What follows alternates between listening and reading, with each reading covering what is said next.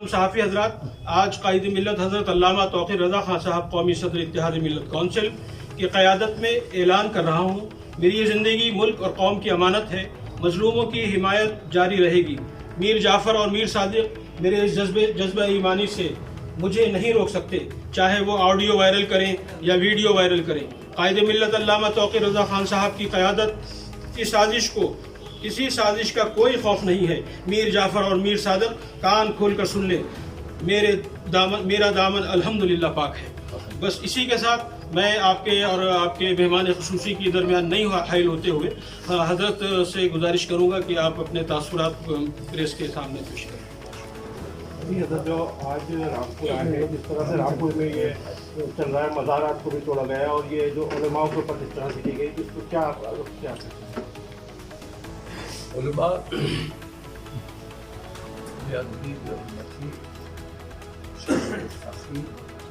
काबिल मज़म्मत है और आज मैं इसीलिए यहाँ आया हूँ और ये बता देना चाहता हूँ कि मैंने जो महसूस किया, हालात पे गौर किया, तो मैंने ऐसा महसूस हुआ कि किसान आंदोलन में जाना बेहद तकलीफ देह जिला प्रशासन के लिए हुआ है। अगर किसान आंदोलन में जाना गुनाह है, जुर्म है, तो जो आंदोलन में बैठे हुए हैं पहले उन लोगों को उठाओ, वो बड़े मुजरिम हैं। उनकी हिमायत करने जो गए हैं वो छोटे मुजरिम हैं। तो इन पर दबाव बनाने के लिए, ज्यादती करने के लिए यहाँ मजलूमों को, नौजवानों को गिरफ्तारियाँ शुरू कर देना, NRC का निशाना बनाना, ये जुल्म है, ज्यादती है। दूसरे ये कि मुझे लगता है कि यहाँ के कप्तान साहब शायद फिल्में वगैरह ज़्यादा देखते हैं और उसी से मुतासिर होकर शायद इन दोनों हजरात को तन्हाई में ले जाके उन्होंने दबाव बनाने की कोशिश की और उन्हें शायद ऐसा अंदाज़ा रहा होगा कि अपनी बेइज्जती बंद कमरे में बर्दाश्त कर लेंगे, बाहर जाके नहीं करेंगे। लेकिन मैं इनकी हिम्मत की दाद देता हूँ कि इन्होंने उनकी उस नाजेबा हरकत को फ़ौरन प्रेस के सामने जाहिर कर दिया। ये बड़े हौसले और हिम्मत की बात है। मैं यहाँ फरहत जमाली की हिमायत करने के लिए नहीं आया हूँ, बल्कि इनके अंदर जो जज्बा ईमानी है, जो अपनी कौम के लिए लड़ाई लड़ने का, अपने मुल्क की खिदमत का जो जज्बा है, उस जज्बे की हिमायत करने के लिए आया हूँ। और ये बता देना चाहता हूँ कि अगर ताज्जुब की बुनियाद पर, नफरत की बुनियाद पर या बदले की भावना से अगर इनके खिलाफ किसी किस्म की नाजेबा हरकत की जाती है या किसी किस्म की कार्रवाई की जाती है, तो सिर्फ रामपुर में नहीं, इसके नतायज पूरे उत्तर प्रदेश में देखने को मिलेंगे। बल्कि मैं तो यहाँ तक कहता हूँ कि उत्तर प्रदेश के अलावा दूसरे सूबों में भी इसके असरात मुरतब होंगे।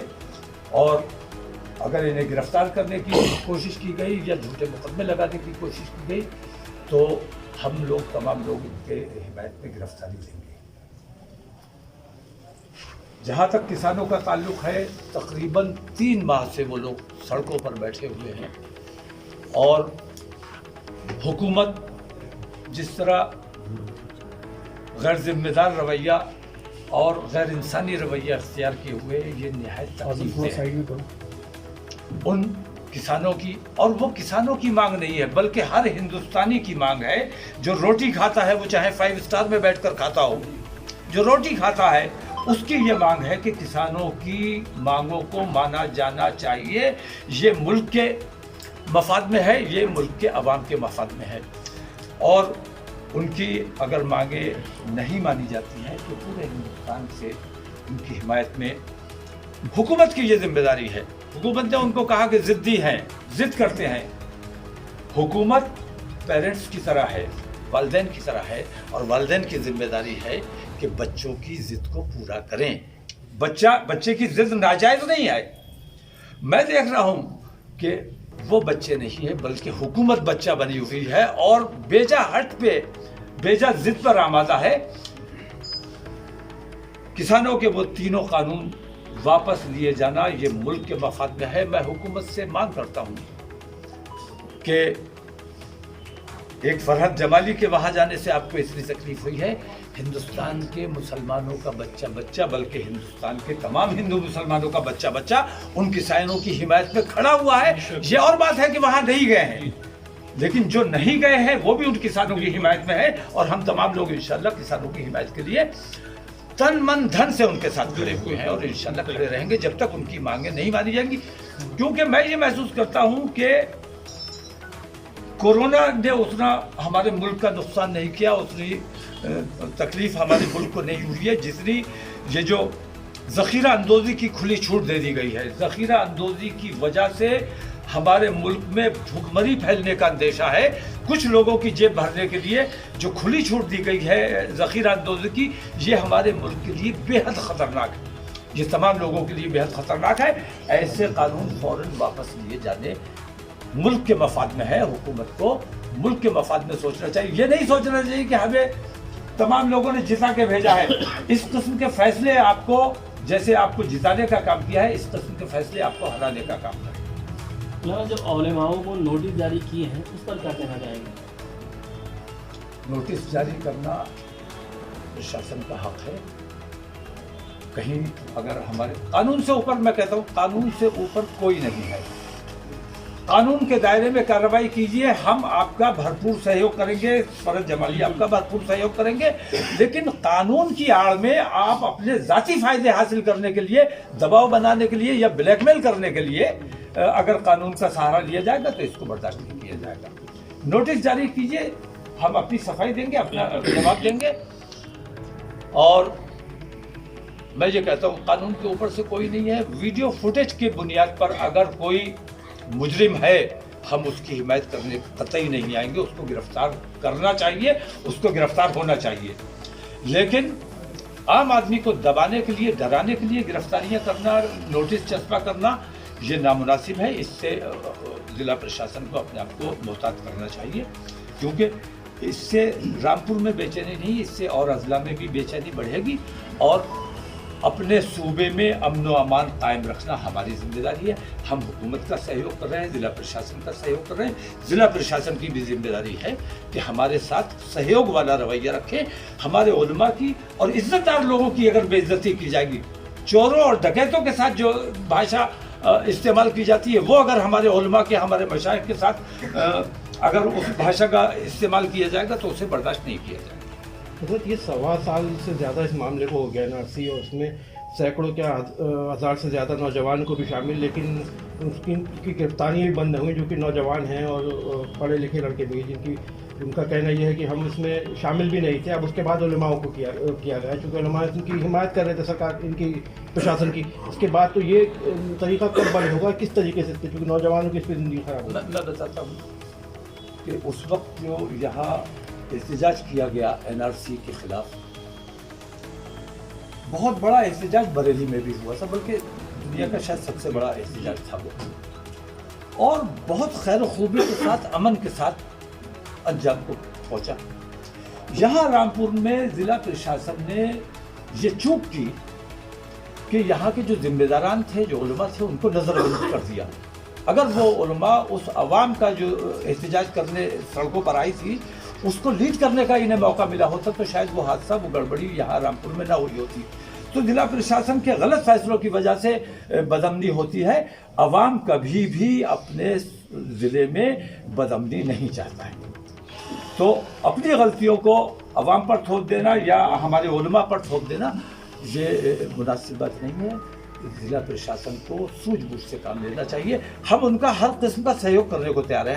हम टकराव की बात नहीं करते। हम अपने मुल्क में, अपने सूबे में, अपने ज़िले में अमन व अमान चाहते हैं, भाईचारा चाहते हैं, शांति चाहते हैं। और इसके लिए ज़िला प्रशासन को हमारी जहाँ जिस मदद की ज़रूरत होगी, इंशाअल्लाह हम हर वक्त तैयार मिलेंगे। साहब, 21 तारीख को जो इतना हुजूम इकट्ठा हुआ था, वो किसके कहने पर इकट्ठा हुआ?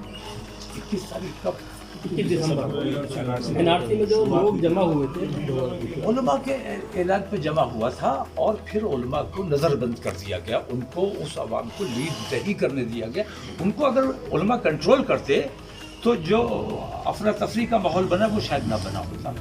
तो उसके लिए जिम्मेदार, जो रामपुर में बदअमनी उस वक्त फैली थी, उसके लिए जिम्मेदार हमारे उलमा या वो अवाम जिनके ऊपर कार्रवाई की जा रही है नहीं है, बल्कि वो कार्रवाई ईमानदारी के साथ अगर देखा जाए तो वो कार्रवाई ज़िला प्रशासन पर की जानी चाहिए, क्योंकि उन्होंने गलत फैसला किया था जिस वजह से रामपुर में ज़िले में बदअमनी फैली थी। अभी कुछ अर्सा पहले ये यहाँ मज़ार था एक बहुत ज़्यादा किले के अंदर, उसको प्रशासन ने कहा कि ये याशी का और नशेबाजी का अड्डा था और यहाँ पे कोई इस तरह की चीज़ नहीं थी।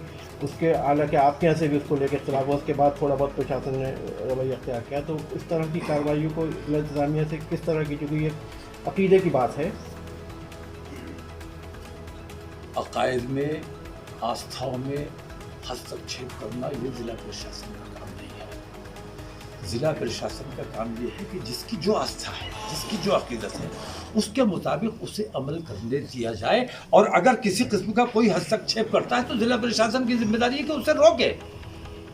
ज़िला प्रशासन अगर खुद इस किस्म की हरकतें करेगा तो उसके नताइज खराब होंगे। मज़ारात के हवाले से मैं इतना कहना चाहता हूँ कि मज़ारात से जो लोग रंजिश रखते हैं, हसद रखते हैं, दुश्मनी रखते हैं, एक साहब थे आपके ज़िले में जो ताकत के नशे में चूर थे और उन्होंने हमारे एक बहुत पुराने बुजुर्ग के मज़ार पर बुलडोज़र चलवाया था। मेरा मानना यह है कि आज वो जिन तकलीफ़ों में है, उन तकलीफ़ों में बीजेपी की नाराज़गी की वजह से, दुश्मनी की वजह से या आरएसएस की नाराज़गी की वजह से वो उन तकलीफ़ों में नहीं है, बल्कि उन बुजुर्ग के मज़ार पर जो बुलडोज़र चलवाया उसके हिसाब में गिरफ्तार हैं। और मेरा मानना यह है, मैं तो भाई अल्लाह वाला हूँ और फना फिल्लाह वाले हम लोग हैं, फना फिर रसूल वाले, इश्क रसूल वाले लोग हैं हम। हमारा मानना यह है कि जब तक वो तौबा नहीं करेंगे, उन साहिब मज़ार से माफ़ी नहीं मांगेंगे और ये इरादा नहीं करेंगे कि उस मज़ार को दोबारा तामीर करवाया जाएगा, खुद खड़े होकर तामीर करवाएंगे, तब तक वो इन तकलीफों से निजात हासिल करना उनके लिए भी मुश्किल है। तो इनको भी ज़िला इंतज़ामिया को सीख लेना चाहिए। एक ऑडियो वायरल हुआ है, उस पर क्या कहना चाहेंगे? ये ऑडियो या वीडियो पहले वायरल क्यों नहीं हुआ? ये दबाव बनाने के लिए साजिशें रची जा रही हैं। और मैं ये कहता हूँ, मैंने फरज जमाली साहब से भी कहा कि कानून से ऊपर कोई नहीं है, कानून शरीयत से ऊपर कोई नहीं है। कानून शरीयत जो आम आदमी पे लागू होता है वो मुझ पे लागू होता है, वो आप पे लागू होता है। उस वीडियो की, ऑडियो की तहकीक कराई जाएगी। अगर कहीं फरहत जमाली उसमें दोषी पाए जाते हैं तो इनके खिलाफ भी वही कार्रवाई शरीयत की जानिब से की जाएगी जो आम आदमी के खिलाफ की जाती है।